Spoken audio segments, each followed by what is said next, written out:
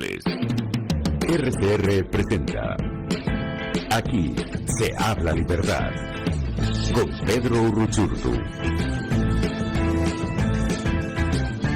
Amigos, bienvenidos a otro Aquí se habla libertad de Pedro Uruchurtu, que hoy tengo la oportunidad de conducir este servidor Williams Perdomo.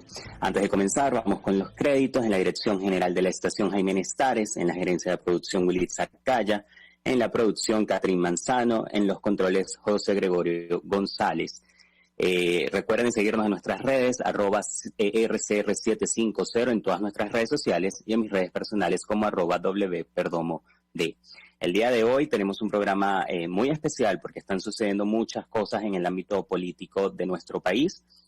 Vamos a estar hablando el día de hoy con Cecilia Sosa para hablar sobre la posible designación de un nuevo Tribunal Supremo de Justicia y cómo algunos dirigentes opositores pues estarían dispuestos a respaldar este nuevo tribunal. Y también vamos a conversar con Henry Alviares, que es el coordinador nacional de organización de 20 Venezuela. Con Henry vamos a estar conversando sobre el panorama político que está viviendo Venezuela y la reunión que hubo el fin de semana entre Nicolás Maduro, o miembros del gobierno de Nicolás Maduro, y funcionarios de Estados Unidos. También para analizar esa situación vamos a estar conversando en la última hora con Orlando Avendaño, que es periodista venezolano y coeditor de El American. La verdad es que, bueno, muchas noticias el día de hoy. También muchas preguntas que hacerse. ¿Para dónde va el rumbo de Venezuela? Esto con motivo, pues, a lo que ha sido esta reunión entre, como ya mencioné anteriormente, entre funcionarios del gobierno de Estados Unidos y miembros del régimen de Nicolás Maduro. Obviamente ahí surge otra duda y es la importancia del cómo. ¿Cómo podemos nosotros seguir luchando en medio de las adversidades? ¿Cómo quedan también, por ejemplo, las víctimas de violaciones de derechos humanos en estas conversaciones? También se anunció un poco lo que sería o la posibilidad de que vuelva, digamos, las conversaciones en México entre el gobierno y la oposición. Un sector de la oposición dice que participaría, un sector del gobierno dice que aún no hay nada claro, no hay unas conversaciones claras todavía. Lo que sí está claro es que muchas piezas se están moviendo, como ya hemos recordado. Estamos esperando también cuál va a ser el panorama político y de los partidos políticos. Por eso es que el día de hoy hemos invitado a Henry Alviares, que es el coordinador nacional de organización de 20 Venezuela, para conversar un poco sobre la posición del partido, sobre la posición de aquellos dirigentes que dicen que la situación de Venezuela no está para seguir negociando o para respaldar las acciones del régimen de Nicolás Maduro. Pero también nos gustaría leerlos a ustedes, mientras que esperamos que llegue nuestra primera entrevista. Bueno, ya la tengo por aquí. Ya tenemos por aquí a Cecilia Sosa, pero les comentaba que también los queremos leer y escuchar a ustedes. ¿Qué opinan sobre lo que está ocurriendo? ¿Están de acuerdo con que se vuelvan a iniciar las conversaciones entre el gobierno y la oposición? ¿Y usted respaldaría lo que sería un nuevo Tribunal Supremo de Justicia nombrado por el gobierno de Nicolás Maduro? Los leo en los comentarios y de esta manera pues le damos la bienvenida a la doctora Cecilia Sosa. Cecilia Sosa es política y jurista venezolana, profesora universitaria. Es la primera mujer en presidir una Corte Suprema de Justicia en el continente americano. Bienvenida, doctora Cecilia. Para mí es un placer conversar con usted el día de hoy. Muchas gracias, William, por la invitación y por la oportunidad de que conversemos temas que realmente son bastante trascendentes para Venezuela y en este momento también, casi internacionalmente también. Así es. Doctora, lo primero que quería preguntarle es una pregunta que me he planteado al momento de iniciar el programa, y es el cómo importa en este caso. Usted que obviamente conoce la institución del tribunal desde adentro y que la presidió por tanto tiempo, quisiera saber si para usted importaría el cómo es nombrado este Tribunal Supremo de Justicia. Bueno, yo creo que importa a todos los venezolanos y a todo aquel que tenga en algún momento el deseo de justicia en el país. Sí importa mucho la forma, el mecanismo, el respeto por el procedimiento, Pero realmente yo creo que no se puede ver la elección que se va a realizar por parte de esta Asamblea Nacional, presidida por se llama los hermanos Rodríguez, porque tenemos una ley que ha sido previamente sancionada, en la cual se establecen unos mecanismos de control sobre el Tribunal Supremo más allá de lo que se califica como un tribunal completamente politizado. Digo esto porque el deseo de la Asamblea presidida por Rodríguez busca controlar, por una parte, lo que es la formación de los jueces, porque va a nombrar nada más y nada menos que al inspector de tribunales. Claro. Ahora la Asamblea decide que eso es una competencia que le es propia. Antes era del tribunal como tal, lo cual ya es verdaderamente una situación insostenible. Y lo segundo es que además del control de la formación de los jueces, precisamente no solo para ascender a juez, o sea, para acceder al cargo por carrera, sino para seguir formándose en esa carrera judicial, va también a tener el control de la fiscalización de los tribunales. O sea, es realmente inaceptable esa ley.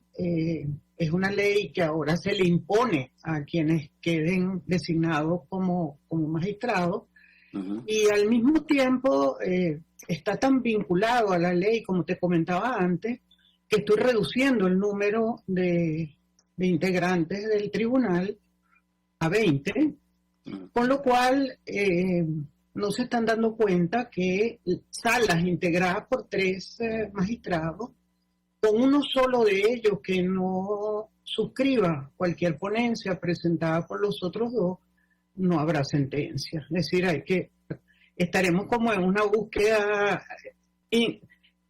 eterna de quien pueda sentenciar ese caso. De manera que sí es muy importante el tema del procedimiento.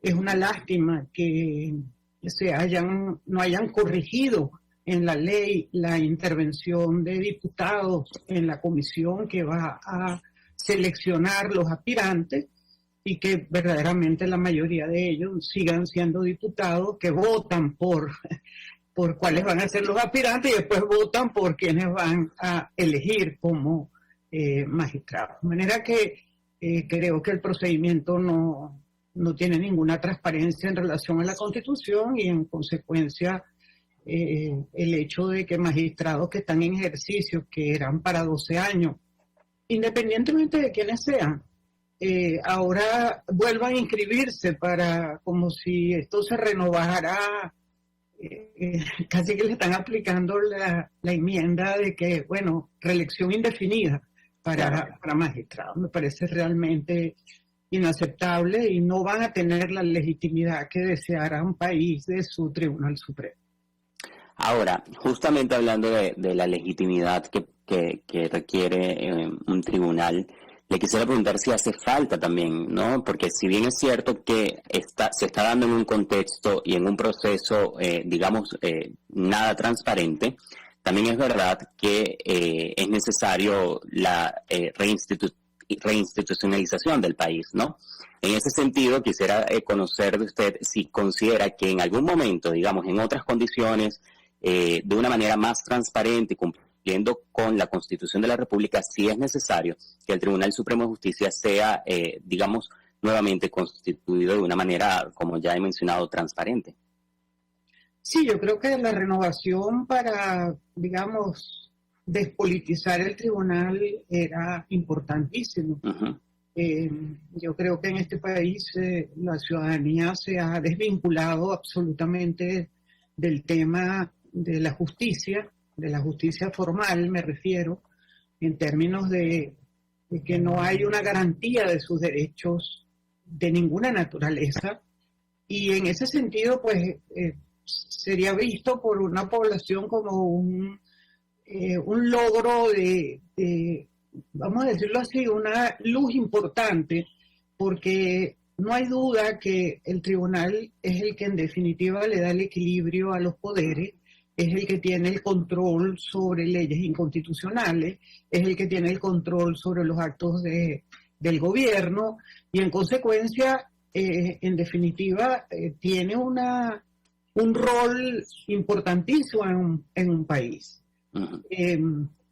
Desgraciadamente para los venezolanos, este tribunal, inclusive en su evolución, ha ido perdiendo su legitimidad en el tiempo y la forma en que ha asumido el rol político ha sido demasiado, vamos a decirlo así, como descabellado. Es decir, uh-huh. Las decisiones del tribunal en materia constitucional siempre tienen un contenido político, no politiquero, político, porque están ordenando volver a la norma constitucional. Uh-huh. Y bueno, hemos visto cómo este tribunal cambia las normas constitucionales en sus interpretaciones y curiosamente recuerdo en este momento cómo en la reforma de la ley ahora le prohíben al tribunal que haga cualquier modificación de algún artículo de la ley a texto expreso. Es como diciéndole, párate, ya has abusado suficiente del poder, vamos a dar una imagen más fresca, más renovada, y todo eso lo veremos porque el número de magistrados actuales que está presentándose como aspirante es un número elevado, proporcionalmente a elegir 20 magistrados. Veremos cuál es el resultado final. Justamente eso le quería preguntar, porque sin duda esto se ha dado en un contexto, digamos, complicado. De hecho, esta Asamblea Nacional no ha contado con la legitimidad por parte de la comunidad internacional, ¿no? Y esa misma Asamblea es la que el día de hoy pues está haciendo esta propuesta. En ese sentido, quisiera yo saber qué conclusiones o qué pudiéramos tener luego de que se realice esto en estas condiciones, ¿no? Porque estamos hablando de que el Tribunal Supremo de Justicia es uno de los poderes más importantes de un país y es importantísimo también para la democracia. En ese sentido, el hecho de que se realice como se está realizando con estas dudas que están habiendo en el camino, ¿qué consecuencias podrá tener esto para la ciudadanía, obviamente para la democracia del país, que ya ha sido bastante golpeada? Mira, una de las expresiones más naturales que uno oye en cualquier entrevista de algún ciudadano que considere le han violado sus derechos es: yo lo que quiero es que se haga justicia. Uh-huh. Es algo verdaderamente impresionante el deseo. Puede que no tenga un conocimiento exhaustivo de lo que eso significa, pero es una expresión que muestra que no hay justicia en Venezuela. El Tribunal Supremo en ese sentido tiene un rol esencial, que es como decir, bueno, yo tengo la última palabra, pero esa última palabra es para hacer justicia. Esa sensación de falta de justicia que hay en Venezuela está unida al tema de la legitimidad, como tú lo estás señalando. Efectivamente, estamos haciendo toda una especie de refrescamiento del Tribunal Supremo desde una asamblea que no tiene legitimidad político. Ellos me representan a mí como ciudadano. Es decir, un diputado del PSV que haya sido propuesto por el PSV debería representarme a mí, no al partido PSV. Claro. O sea, si tuviéramos esa visión que la tiene la Constitución del 99, puesto que le obliga a votar en conciencia, otra situación tendríamos en materia de justicia en el país, porque eso también es justicia. Ahora, si yo tengo una Asamblea Nacional que no tiene legitimidad, las leyes que yo dicte tampoco la tienen. Es decir, de alguna forma la elección de la renovación de este Tribunal Supremo, inclusive a destiempo, si bien se puede ver como una apertura a que yo quisiera un tribunal, estoy hablando de yo quisiera desde el punto de vista del poder político, un tribunal independiente, autónomo, por una parte no lo estoy logrando con la ley que sancioné, y por otra parte esas designaciones se caerán desde el momento que la Asamblea Nacional esté declarada como ilegítima. Entonces es como una cadena. Y eso tiene una ventaja, y por eso hay un Tribunal Supremo que sí es legítimo. Y digo que sí es legítimo con todas las letras, porque fue electo siguiendo todos los procedimientos que la Constitución y la ley establecen, independientemente de que estén afuera. En consecuencia,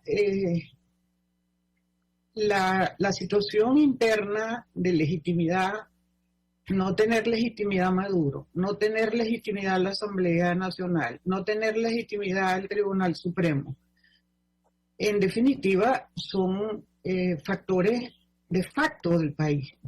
Claro. O sea, es un país que tiene unas instituciones, pero esas instituciones están cooptadas por personas que no han llegado allí en los términos constitucionales que están establecidos. Okay. Que vivimos con esos factores de hecho que tienen el poder, sí, es verdad. Y como tienen el poder, yo entiendo tu pregunta como, bueno, pero aunque tengan el poder, si pudieran al menos tener la sinceridad de designar unos magistrados preparados, que llenen los requisitos, que no hayan sido diputados, que no tengan un vínculo político, que no se le conozca, sino que tengan una trayectoria jurídica y que puedan mostrarla, yo creo que hubiera sido verdaderamente por lo menos un pañito caliente dentro de esta incertidumbre institucional que hay en el país. Y si hubiera de alguna forma, desgraciadamente no lo hizo la Asamblea Nacional Legítima, le pasó el tiempo y no asumió las responsabilidades propias de restablecer a los poderes de una manera legítima. No lo pudo hacer, no vamos a entrar en las causas porque no tendríamos tiempo, pero hubo como ese también desequilibrio, es decir, quien tuvo la oportunidad no lo hizo, y ahora quien tiene la oportunidad lo está, aparte de su ilegitimidad, lo está haciendo mal. Claro. Entonces no va a producir en la sociedad venezolana un sentimiento de que ahora sí puede haber justicia. Así es. Y justamente quiero rescatar lo que menciona sobre este Tribunal Supremo de Justicia en el exilio, y creo que es muy importante que hablemos sobre eso, porque este Tribunal Supremo de Justicia en el exilio sí cuenta con la legitimidad y de hecho cuenta con el reconocimiento de no solamente de países aliados, sino también de instituciones como la Organización de Estados Americanos, es decir, cuenta con un respaldo internacional bastante importante, además de haber sido designado, como usted bien lo mencionó, por la Asamblea Nacional Legítima. En ese sentido, también creo que es importante recordar la actuación de los actores políticos, ¿no? Y creo que esa es la alerta que también tenemos que hacer, el cómo reconocen algunos actores políticos, o puedan reconocer algunos actores políticos este proceso que está a punto de iniciar, ¿no? Y me gustaría también que discutamos esa visión. ¿Cuál es la visión que deben tener estos actores políticos que en algún momento pues respaldaron, obviamente, a ese Tribunal Supremo de Justicia en el exilio, pero que ahora te dicen, como usted más o menos mencionó, bueno, es que ellos son los que tienen el poder, son los que tienen la fuerza y vamos a aceptar este nombramiento? ¿Cómo pudiera la ciudadanía venezolana y los actores políticos que se quieren mantener firmes y que dicen, mira, yo voy a reconocer es una institución legítima, cómo pudieran para mantenerse de pie y seguir, digamos, luchando por la institucionalidad en el país? Bueno, yo creo que hay una opción perfectamente válida que creo que los actores políticos, como los llamas tú muy educadamente, porque, digamos, involucran todo lo que sería la oposición, inclusive claro, la oposición que está, digamos, en la actual Asamblea Nacional no legítima. Hay un aspecto que es muy difícil de reconocer en un político, pareciera en un político venezolano, y es que los actos que se hacen desde el punto de vista político, porque en definitiva designar a los magistrados que se designaron es un acto político. Es un acto político que se siembra, con el mejor sentido de la palabra política, en una legitimidad de un poder distinto. La salida es la siguiente. Si los políticos creyeran en la justicia, sus acciones estarían interpuestas ante ese tribunal legítimo. Uh-huh. Los ciudadanos y los abogados del país no han descubierto que ese tribunal, con todas sus limitaciones económicas y de toda naturaleza, porque la han pasado bastante mal, muchos de ellos, otros no tanto, pero también estar en el exilio, estar con una competencia como magistrado no es algo fácil, Uh-huh. es accionar ante el tribunal. Tú me puedes decir, William, bueno, pero ¿para qué voy a accionar si yo no puedo ejecutar esa sentencia a lo interno? No le veo sentido. Tiene todo el sentido del mundo que los políticos no han descubierto. Todas las decisiones del Tribunal Supremo Legítimo, en el momento que nosotros restablezcamos la democracia, se ejecutan. Es decir, si yo recupero un fondo por una acción judicial ante el Tribunal Supremo Legítimo y ese tribunal me dice, no, devuélvale el fondo, ese fondo es del señor fulano de tal o de la empresa tal. Esa sentencia, desde el momento en que esto restablezca la democracia, esa sentencia es legítima y esa sentencia es ejecutable. Que tiene un periodo como de enfriamiento por las circunstancias fácticas que vive Venezuela es otra cosa. Pero ese es un tribunal ante el cual se debería ejercitar, inclusive políticamente. Si voy a demandar la nulidad de una elección, yo debería demandarlo como opositor y como no opositor ante ese tribunal legítimo. Claro. Porque la circunstancia es bastante clara. No son sentencias para lucirse, sino son sentencias para ejecutarse en un tiempo. Claro. Por ejemplo, yo considero importante un pronunciamiento. Uh-huh. Yo ejercí una acción junto con otros abogados ante el Tribunal Legítimo para demandar la nulidad de esta Asamblea Nacional. Pues tú me puedes decir, pero eso es una ridiculez. Eso es una ridiculez porque la Asamblea va a seguir actuando. Claro. Y yo te contesto, tienes razón, en un tiempo parece una ridiculez.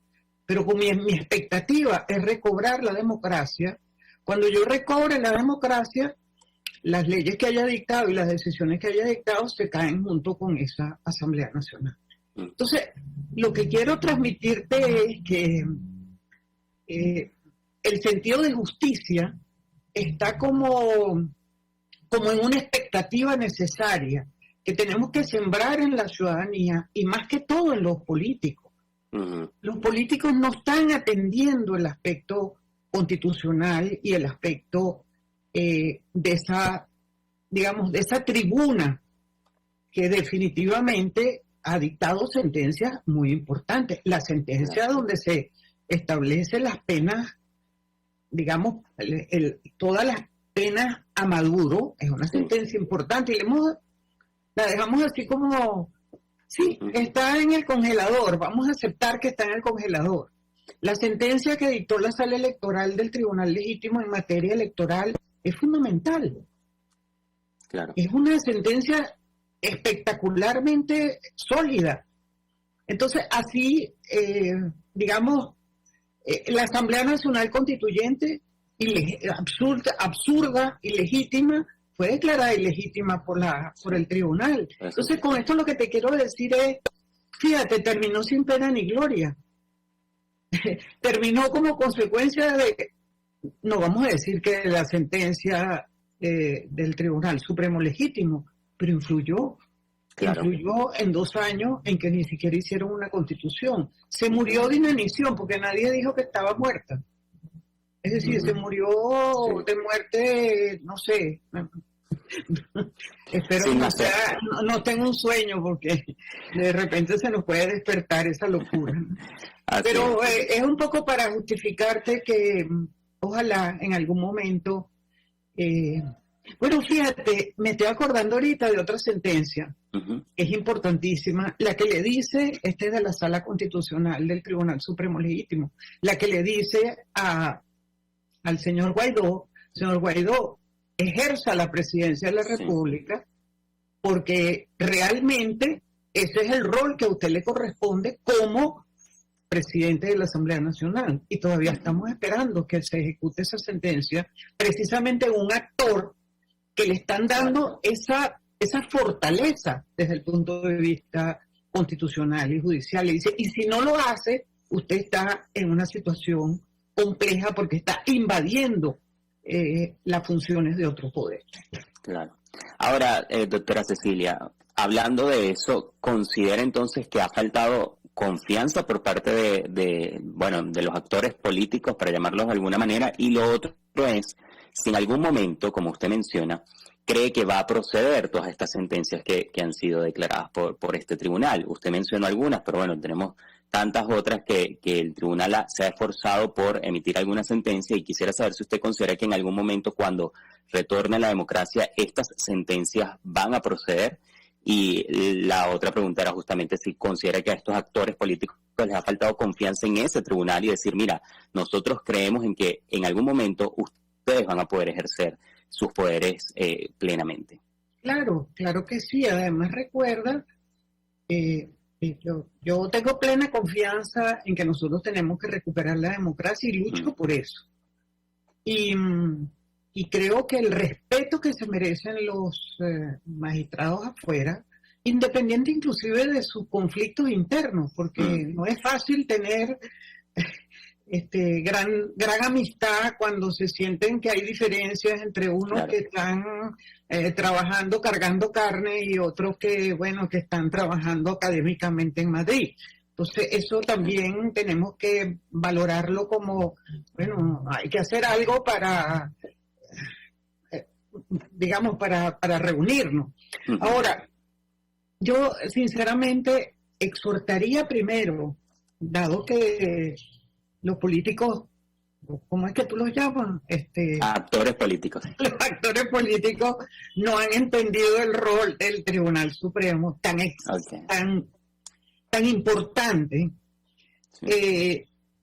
Le haría un llamado a los particulares venezolanos, empresas, personas, que actúen ante el tribunal. Que actúen ante el tribunal, porque eso es como se llama una carta guardada.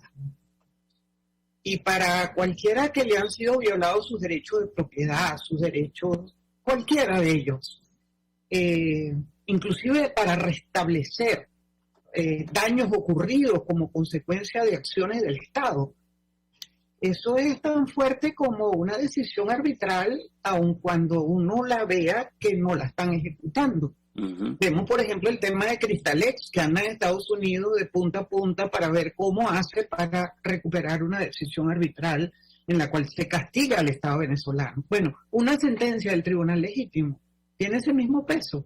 Yo voy a ¿cuándo es el momento en que eso se va a ejecutar? Bueno, además es como un clic para seguir pensando en que tenemos que recuperar la democracia, que hemos perdido un poco ese empuje, ese objetivo. Es decir, nos hemos quedado un poco, la vida es muy dura aquí en Caracas, en el interior es más dura todavía. Entonces, quién sabe, hasta el grito de quiero justicia se ha apagado un poco. Y creo que debemos entender que en este momento no es con la designación de un nuevo tribunal que vamos a recuperar eso, sino fortaleciendo a un tribunal supremo que tenemos en el exilio, dándole los recursos que ese tribunal necesita. Hemos gastado mucha plata en mil cosas, y cómo es posible que el Tribunal Supremo no tenga al menos hasta una dieta cada uno para que tenga una base de sustentación económica y pueda dedicarse a verdaderamente sentenciar numéricamente importante. Ya estamos llegando al final, doctora Cecilia, pero yo quisiera rescatar varias cosas que usted ha mencionado. Una de ellas es que, a pesar de las limitaciones que ha tenido este Tribunal Supremo de Justicia, se han reunido más que muchos actores políticos que tienen beneficios dentro del gobierno interino, ¿no? Y han tratado de ejercer su poder a pesar de las limitaciones que ellos tienen, y yo creo que eso es absolutamente aplaudible, ¿no? En unas condiciones en las que estamos viviendo. Y sumado a eso, también creo que es momento de alertar sobre este intento de hacer ver que Venezuela está entrando en una nueva normalidad en la que todo está volviendo a tener sentido, en el que la situación económica está mejorando por un lado, en el que las instituciones se están renovando por el otro, supuestamente. Y lo más triste, y creo que es necesario alertarlo, es que hay actores políticos dentro de la oposición que se prestan para hacer este juego y para respaldar estas decisiones. En ese sentido, ya para finalizar, quería obviamente rescatar esto, ¿no? Y aplaudir y felicitar obviamente a ese tribunal que se ha mantenido en resistencia a pesar de la persecución y a pesar de la falta de recursos. Pero quisiera preguntarle cuál sería entonces el mensaje que usted le mandaría a la ciudadanía venezolana que hoy siente que ese llamado a justicia, como usted lo ha llamado. Hay dos tipos de justicia y las dos estamos mal. Hay justicia social y hay justicia judicial. Para el ciudadano es lo mismo. Para el ciudadano común y corriente, eso es lo mismo. Cuando yo pido justicia porque mi salario no me alcanza para comer ni para darle comida a mis hijos, eso es justicia. Y eso es falta de políticas públicas para subsanar esa situación. Entonces, el venezolano en este momento no creo que pueda identificar en el tribunal en el exilio un elemento de justicia. Lo puede identificar ciertos niveles profesionales que yo desearía impulsaran más acciones frente al tribunal. ¿Por qué? Porque en la medida que yo impulso y yo soy capaz de transmitir que yo he ejercido una acción ante ese tribunal cobra vida a lo interno y no a lo internacional. Claro. Lo segundo que me parece muy importante es cómo insuflar en los actores políticos más atención al ciudadano, más atención a que sus palabras se transformen en acciones hacia la gente. Esa es la única forma de restablecer la apetencia política que tiene un venezolano, porque es una política que no es de partido político, es política de garantízame mis derechos, yo no quiero más nada. Garantízame mi derecho a la salud, mi derecho a la educación, que está caótica, tenemos universidades cerradas, o sea, mejor no hacemos la lista, pero garantízame el derecho a la educación, el derecho a la salud, el derecho al trabajo y vamos bien. O sea, son como 3 derechos económicos, sociales y culturales que son fundamentales para toda la población. Pero si tú lo único que me hablas es del petro y del medio petro y de... La gente empieza como a desnaturalizar completamente. Es más, estamos haciendo un daño a la ciudadanía que está perdiendo la exigencia de la garantía de sus derechos por tratar de entender qué significa un medio petro para él dentro de su régimen tan rígido de que si no estás en el carnet de la patria tú no vas a cobrar. Entonces, de verdad que no sé, creo que el sector político se ha aislado de la ciudadanía, no le habla, o sea, le habla para decir cosas que se oigan afuera, claro, pero no para decir cosas que se oigan adentro. Sí. Por una parte tenemos a una oposición que, bueno, aparentemente al no tener el poder no pudiera hacer más nada, pero quien tiene el poder también está en una negociación completamente incomprensible, porque yo no puedo servir o ser amigo de Rusia en este momento y amigo de Estados Unidos en el mismo momento. Y creo que sería importante terminar diciéndote, porque yo creo que es lo que está en el tapete en este momento, que el tema de la negociación por una democracia en Venezuela, creo que los americanos decidieron establecer un contacto directo con la oposición, sino la oposición un poco de lado y entrar en una negociación directa, aunque se aparezca que se va a reanudar la negociación de México. Sí. Pero aquí lo esencial yo creo que es la desconexión entre la política de partido y la política ciudadana. Claro. Y creo que para que haya política ciudadana tiene que haber mayor atención a las tres necesidades fundamentales que mencionamos anteriormente, que es salario, trabajo, por supuesto, me puedes seguir dando los bonos, pero eso no es, así no se resuelve el problema. Se resuelve con proteger la educación y sacarla adelante, proteger la salud y sacarla adelante, y proteger el trabajo y sacarlo adelante.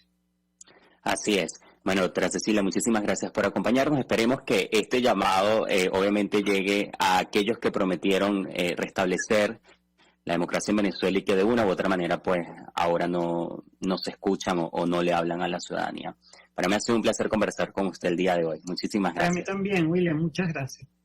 De esta manera vamos a un corte comercial y ya regresamos con más de Aquí se habla libertad para seguir hablando sobre la situación de Venezuela. Ya venimos. Usted escucha, aquí se habla libertad, con Pedro Uruchurtu. Síguenos en Twitter en @RCR750, la radio que se ve.